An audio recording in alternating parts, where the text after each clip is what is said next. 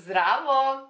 Dobrodošli na moj kanal i hvala vam što gledate ovaj video. Ukoliko ste prvi put na mom kanalu, zdravo, ja sam Milica i danas ćemo pričati o novitetima koji su zapravo noviteti u mom neseseru.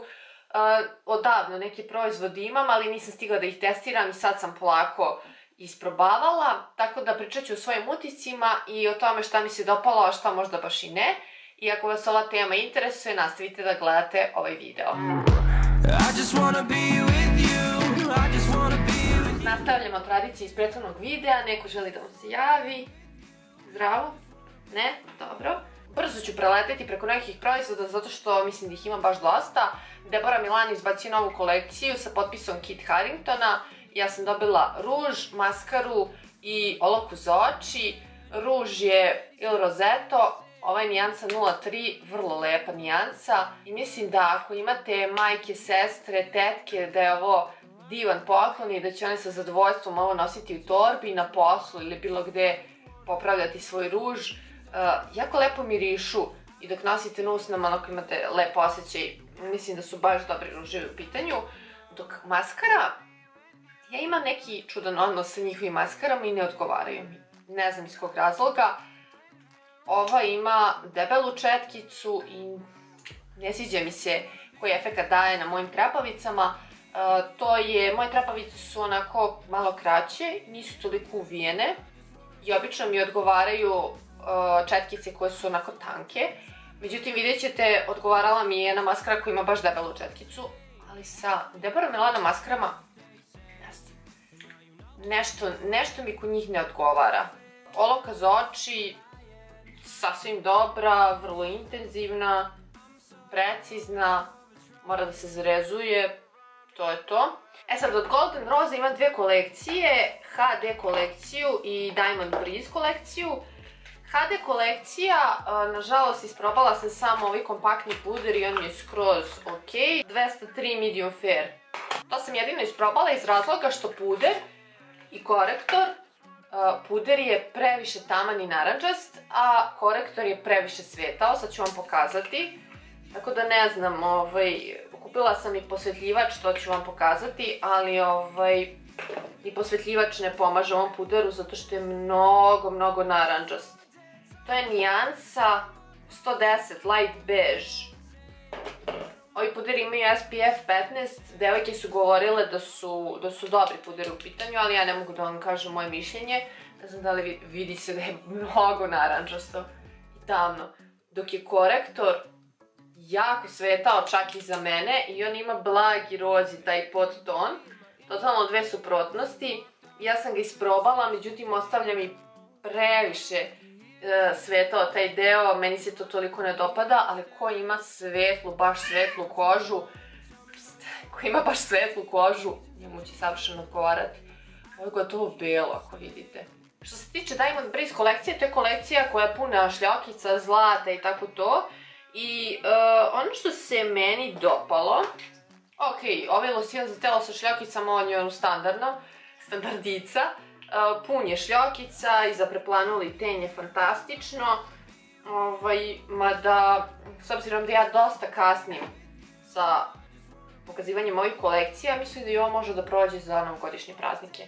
U paketu sam dobila i ova 3 proizvoda, ovi proizvodi su mi uvek interesantni. Ovo je sjaj koji ide preko karmina, ovo je highlighter tečni i ovo je tečna senka. Tečna senka je malo teža za rukovati. Kada nanesete, ona jako lepo izgleda. Mislim da je idealna za onaj cut crease i tako to ko to radi. Ako hoćete blaže da nanesete, s ovom nijansom to ne možete tako lako da postignete, dok s nekim drugim, ja na primjer imam beličastu nijansu od ovih tečnih senki i ona mi je baš dobra. Ne znam koje još nijanse imaju od ove Diamond Breeze kolekcije, ali ona stara kolekcija ima neke baš lepe nijanse. Što se tiče highlightera, on je onako standardno je dobar, ok je, može da se razmazuje. Ko ima masnu kožu, ne znam baš da li će odgovarati, zato što je tečni highlighter u pitanju. Ali stvarno ok je. Ovaj sjaj koji ide kao lip topper, pun je šljokice, meni se mnogo dopada, čak i da ga nosim samostalno, ga ne preko nekog ruža. To je ono što mi se dopada. Ono što mi se nije toliko dopalo, zato što nije moj fazon, to je ova maskara. I ona može da se nanese možda na donje trepavice i ostavlja onako šljokice. Nije mi upalo u oči, sva sreća. Isprobala sam ovo, isprobala sam i na gornje i okej. Samo što nije moj fazon. Tu je i olovka za oči iz Diamond Breeze kolekcije koja je vrlo slična ovoj senka otečna. Vrlo su slične nijanse. Tu imam i pečenu senku Diamond Breeze za oči. Ova je 0,2, te ja sam nanosila prstima, intenzivnije kad se nanosi prstima. Avon mi je pre par mjeseci poslao Avon Beauty Box i u ovoj kutiji držim i svu tu šminku. Solidna kutija je u pitanju, dobri su proizvodi, ja sam se iznenadila, moram priznati. Kutija je koštala, ne sjećam se tačne cene, gledala sam na sajtu, mislim da nažalost kutija više nije u ponudi. I ovo smatram nekako super varijantom ako želite nekom nešto da poklonite za rođendan ili tako neku drugu priliku. Super je fora. Dobije se 7 proizvoda, preleteću opet zato što nije aktualna kutija, ali zadržat ću se na nekim proizvodima koji postoje u katalogu, koji su me oduševili. Dakle, dobije se Mark Rouge, nijansa je Kissy Face, baš mi se dopada, on kao miriše na jagodu, ali ja ne osjećam toliko. Mnogo lepa nijansa, pogotovo za dnevne varijante, onako kao da nemate ništa, ali su vam usne poboljšane i možda ima blage šljokice, neka čudna formula je. Zato što je kao da je sedefast, a suši se na mat, ne znam, baš usne onako deluju punije, sočnije, mnogo mi se dopada. Sljedeći je lak za nokte, mislila sam da mi se neće dopasti, ali sam ga ipak isprobala. Sviđa mi se, moja drugarica baš hvali ove Avon True Color lakove da su dugotrajni i slažem se sa time. I ova nijansa je nekako specifična, kao srebrna je, a opet malčice vuče na bronzano. Mislila sam da je ono više za starije, međutim, sviđa mi se. Onda je tu olovka za oči koja je na odvrtanje i... odvrtanje, kakav je ovo akcent? I ona mi se baš dopada. Isto za dnevne, i upravo mi je pukla, zato što sam mnogo izvukla. Ali dobro, ima dosta proizvoda. Koristila sam je baš poprilično često, zato što za dnevne varijante, kad želim brzinski da se našminkam i blago da naglasim oči, nanesem ispod i malo iznad ovu olovku, u toj nekoj ljubičastoj nijansi koja je blaga i nekako baš je lepa. I nanesem tu olovku i onda najveći favorit u ovoj kutiji, ovu maskaru, čiji oduševila me, baš je dobra. Ona ima tu debelu četkicu o kojoj sam vam pričala i malo se zamrljam isključivo na levom oku, zato što su mi tu trepavice nekako nimalo nisu uvijene i malo su mi ređe. Ali iz jednog sloja daje tako dobar efekt, ja sam baš oduševljena. Meni je bitno i da se lako skida, ova se ne skida baš tako lako, ali ako uporedim, na primjer, sa Maybelline maskarama, koje baš teško skidam sa svojih trepavica, ali daju onako sličan efekt ovoj maskari, za nijansu mi se ova maskara skida lakše.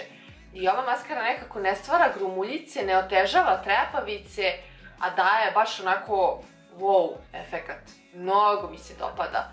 Napravila sam pauzu sa onom Golden Rose srebrnom, ona mi je isto veliki favorit i ovu, od kad sam dobila kutiju, ovu non stop koristim maskaru, baš mi se dopada.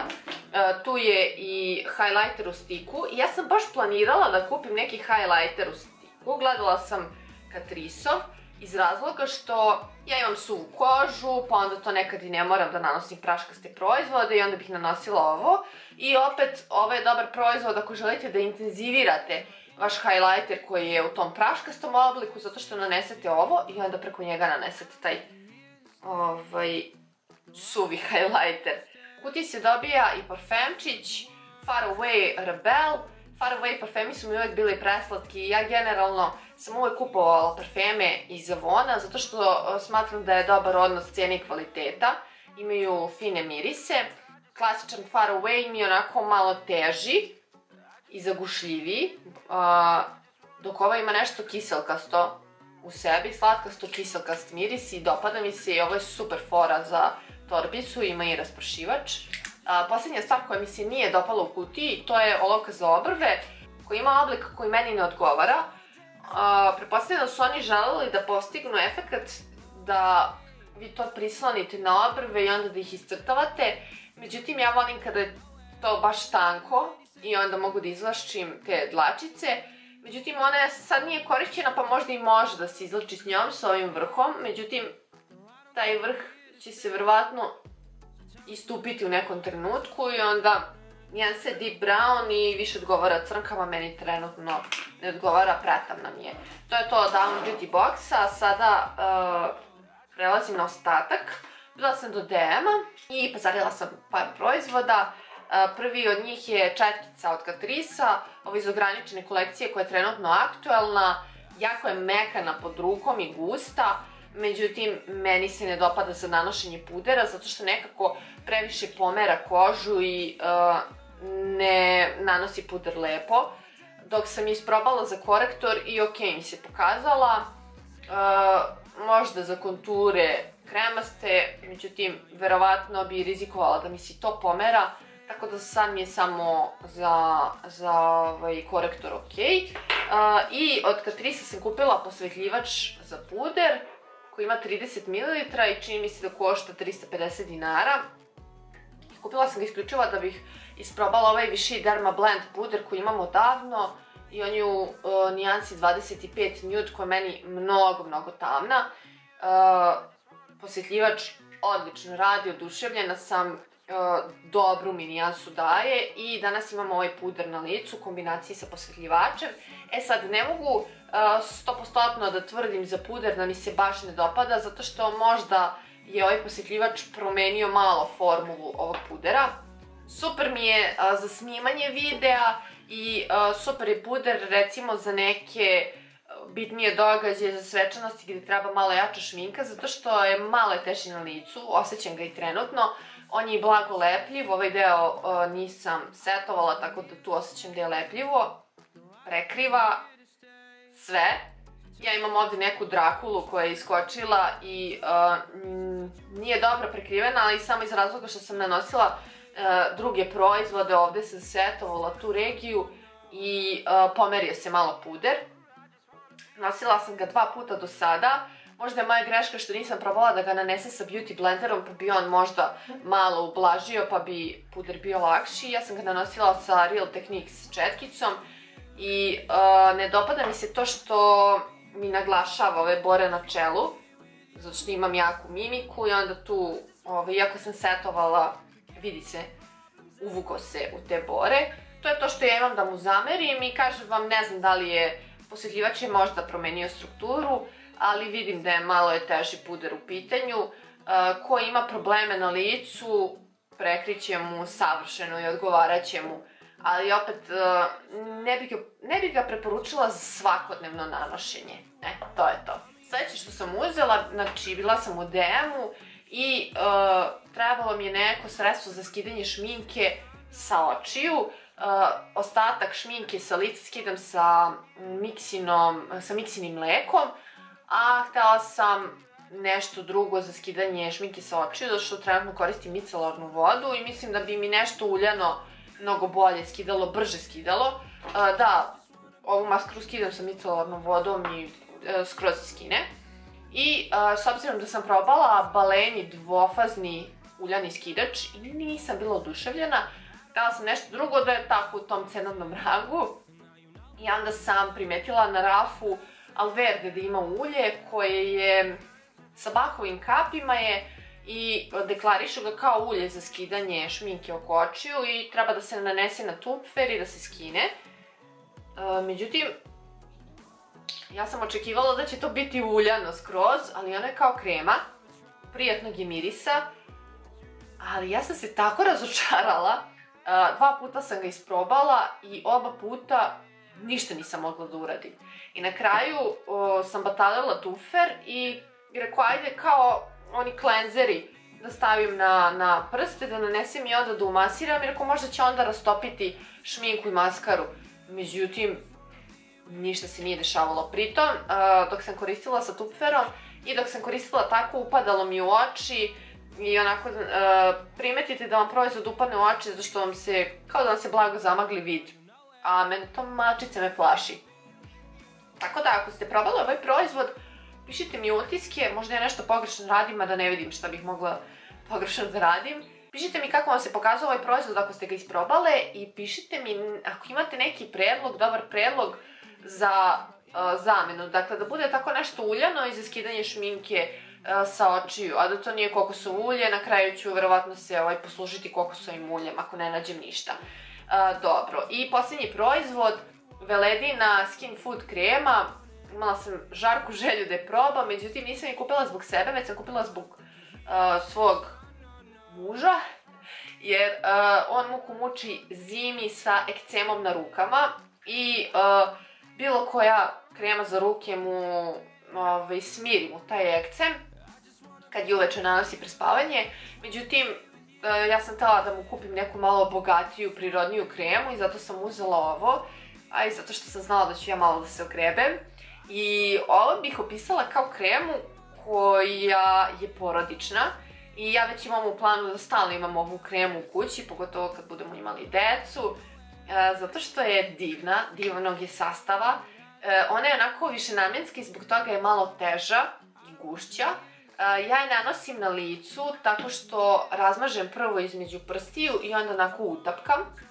Zato što je lepljiva i teška je, ali vrlo dobro hrani lice i meni se mnogo dopada, miriše onako citrusno, blago i nekako umirujuće i ne znam, sve pohvale.